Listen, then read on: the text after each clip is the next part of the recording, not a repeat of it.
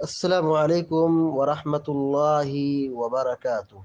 الحمد لله رب العالمين والعاقبة للمتقين، والصلاة والسلام على أشرف الأنبياء والمرسلين نبينا محمد وعلى آله وصحبه أجمعين ومن تبعهم بإحسان إلى يوم الدين، أما بعد. فقال الله عز وجل: أعوذ بالله من الشيطان الرجيم. إن الذين يكتمون ما أنزل الله من الكتاب ويشترون به ثمنا قليلا أولئك ما يأكلون في بطونهم إلا النار ولا يكلمهم الله يوم القيامة ولا يزكيهم ولهم عذاب أليم. سورة البقرہ کی آیت نمبر 174 ابھی آپ کے سامنے تلاوت کی گئی ہے۔ اللہ تبارک و تعالیٰ فرماتا ہے: ان الذین یکتمون ما انزل اللہ من الکتاب، بے شک جو لوگ اللہ کی نازل کردہ کتاب کو چھپاتے ہیں، یعنی اللہ رب العالمین نے جو کتاب نازل کی ہے اس کو چھپاتے ہیں، یعنی حق کو چھپاتے ہیں، اللہ کے حکم کو چھپاتے ہیں۔ وَيَشْتَرُونَ بِهِ ثَمَنًا قَلِيلًا، اور اس کو چھپانے کے نتیجے میں تھوڑی قیمت وہ حاصل کرتے ہیں۔ وَيَشْتَرُونَ بِهِ ثَمَنًا قَلِيلًا، اور تھوڑی سی قیمت پر اسے بیچ دیتے ہیں، یعنی حق کو چھپا کر کے اس سے کچھ منفعت، کوئی مال، کوئی فائدہ حاصل کرتے ہیں۔ یعنی حق کو چھپایا، کیوں چھپایا؟ تاکہ کچھ مال مل جائے۔ اللہ تعالیٰ یہی کہہ رہے ہیں وَيَشْتَرُونَ بِهِ ثَمَنًا قَلِيلًا، اللہ کی کتاب سے وہ کچھ قیمت کماتے ہیں۔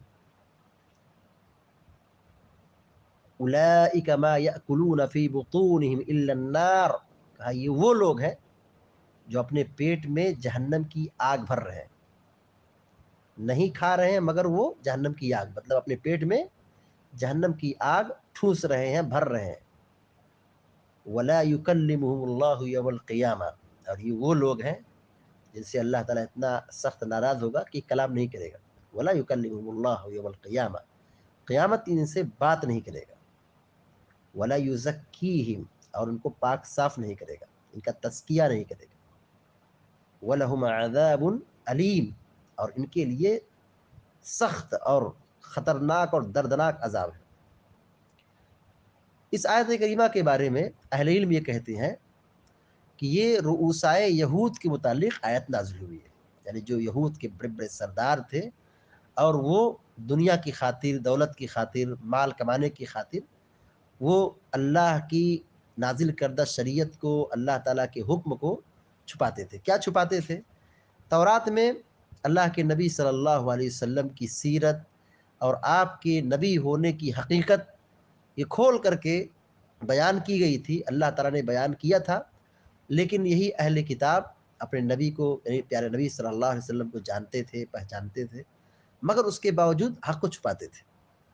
یعنی پیارے نبی صلی اللہ علیہ وسلم کے نبی موعود اور نبی برحق ہونے میں ان کو بالکل واضح ہو چکا تھا، کیونکہ جو صفات اور جو حلیہ اور جو سیرت اور صورت تورات میں بیان کی گئی تھی وہ منطبق پیارے نبی صلی اللہ علیہ وسلم کی ذات پر ہو رہی تھی۔ ان لوگوں نے اپنی آنکھوں سے دیکھا، سمجھا، پڑھا، لکھا، لیکن اس کے باوجود اس کو چھپاتے۔ تو اس سے مراد اہل کتاب ہے، لیکن اہل کتاب یہاں مراد ضرور ہے، لیکن اس جرم میں وہ سارے لوگ شامل ہوں گے جو اس نہج پر چلتے ہیں، یہودی روش پر چلتے ہیں۔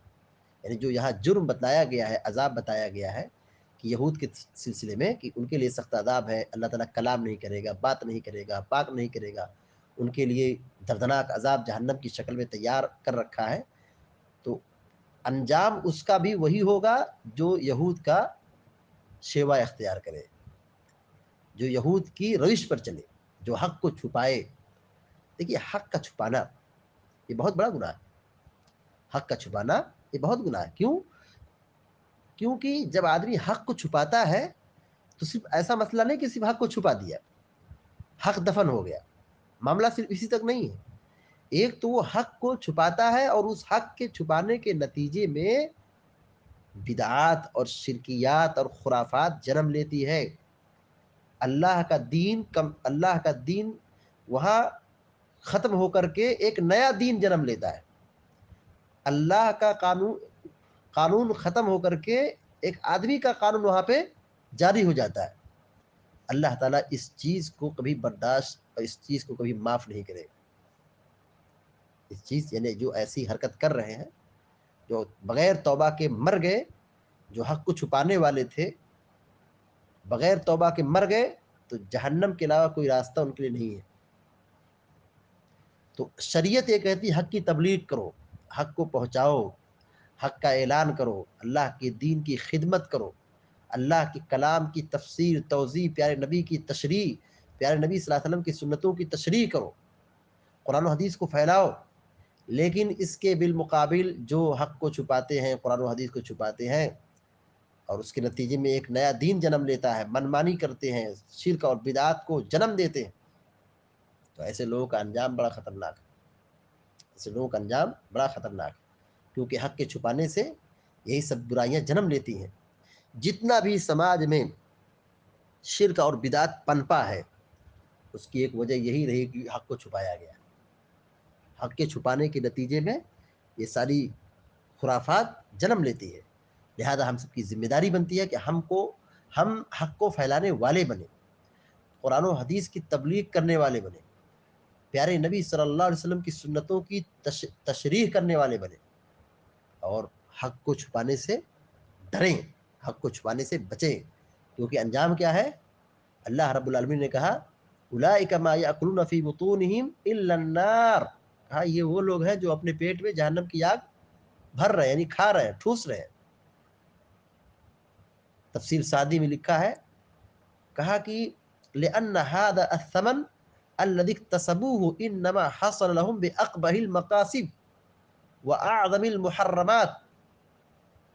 کہ جو اپنے پیٹ میں جہنم کی آگ ٹھوس رہے ہیں، کھا رہے ہیں، بھر رہے ہیں، کہ یہ وہ قیمت ہے جو انہوں نے کمایا ہے، یعنی حق کو چھپا کر کے کچھ مال حاصل کیا ہے. کہتے وَإِنَّمَا حَصَلَ لَهُمْ بِأَقْبَحِ الْمَقَاصِدِ وَأَعْظَمِ الْمُحَرَّمَاتِ. یعنی کمائی میں سب سے بدترین اور سب سے حرام کمائی یہی ہے کہ آدمی دین بیچ کر کے پیسہ حاصل کرے. تو اب جب ان لوگوں نے دین کو بیچ دیا، حق کو دفن کر دیا اور اللہ کے کلام کو چھپا دیا، جو جیسا کرے گا ویسا پائے گا. یہاں جو اللہ تعالیٰ نے کہا کہ ان کا ٹھکانہ جہنم ہے، وہ جہنم اپنے پیٹ میں ٹھوس رہے ہیں، جہنم کی آگ داخل کر رہے ہیں، کھا رہے ہیں. یعنی ان کا یہ عمل، ان کے انجام، ان کا جو یہ انجام بتایا گیا ہے، یہ ان کے عمل کے نتیجے میں انما الجزاء من جنس العمل، جیسا کریں گے ویسا پائیں گے. آخرت میں کیا مقام ہوگا؟ کہا ولا یکلمہ اللہ یوم القیامہ. اللہ تعالیٰ سے کلام نہیں کرے گا، کلام نہیں کرے گا. یعنی یہ اللہ تعالیٰ کی سخت ناراضگی کی دلیل ہے کہ اللہ تعالیٰ ان سے منہ موڑ لے گا، ان سے مطلب اعراض کر لے گا، ان کو دیکھے گا، ان سے کلام نہیں کرے گا. ولا یزکیہم، اور نہ ان کو پاک کرے گا، کیونکہ ان کے عمل گندے ہیں تو پاک کیا کریں گے؟ ان کے پاس کوئی ایسا عمل ہی نہیں جس کی تعریف بیان کی جائے، جس کی بنیاد پر بدلہ دیا جائے. ان کو پاک نہیں کرے گا. یعنی یہ عذاب کی بدترین شکل ہے کہ اللہ تبارک و تعالیٰ ان کو جہنم میں داخل کر دے گا. وَلَهُمْ عَذَابٌ عَلِيمٌ. ان کے لیے رسوا کن عذاب ہے، دردناک عذاب ہے. حافظ ابن کثیر رحمۃ اللہ علیہ اس آیت کی تفسیر میں لکھتے ہیں کہ اللہ تعالیٰ نے کہا کہ ان الذین یکتمون ما انزل اللہ من الکتاب، کہ جو لوگ اللہ کی نازل کردہ کتاب کو چھپاتے ہیں، یعنی اس کتاب میں پیارے نبی صلی اللہ علیہ وسلم کی رسالت کی گواہی دی ہوئی ہے اور آپ کی صفات بیان کی گئی ہے، آپ کے حق ہونے کی گواہی دی گئی ہے. لیکن اس کتاب کو یہ یہودی اللہ کے نبی صلی اللہ علیہ وسلم کی صفات کو چھپاتے ہیں اور پھر اس کو بیچ کر کے پیسہ کماتے ہیں. اور یہ پیسہ کماتے ہیں، اس کو بیچتے ہیں اور حق کو چھپاتے ہیں. مقصد کیا ہے؟ اگر وہ حق کا اعلان کر دیں گے تو ڈر رہے ہیں کہیں ان کی ریاست اور ان کی حکومت اور ان کی چودراہٹ کہیں ختم نہ ہو جائے.